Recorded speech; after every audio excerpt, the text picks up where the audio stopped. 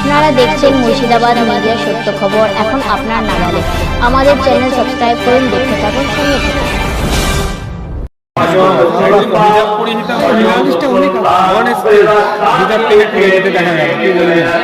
দেখেন, বিজেপি শাসিত যেসব জায়গা আছে, যেসব রাজ্য আছে, এখানে মুসলমানদের উপরে হামেশা অত্যাচার হয়।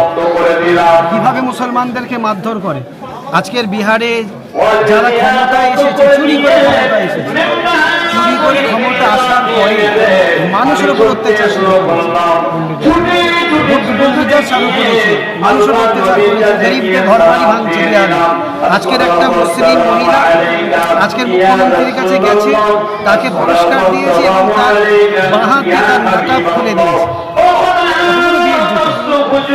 একটা মুখ্যমন্ত্রী, একটা রাজ্যের মুখ্যমন্ত্রী, সে একটা মানুষ, একটা মহিলার মুখে হাত দিচ্ছে, শরীরে টাচ করছে, তারপরে সম্মান আছে?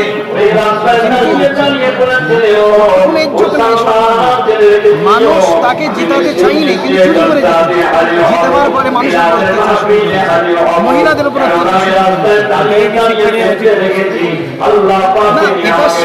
শিক্ষা নিয়েছে। মানুষ ওদেরকে ভোট দেয় না, তারপরে চুরি করে জিতার পরে ওদের যা মানুষ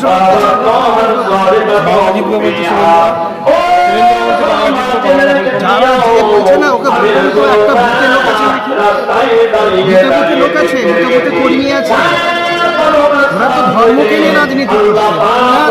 মুখ্যমন্ত্রী মমতা বন্দ্যোপাধ্যায় ধর্মকে নিয়ে রাজনীতি করে না, মানুষের উন্নয়নকে নিয়ে উনি মানুষের কাছে পৌঁছাতে আসছে।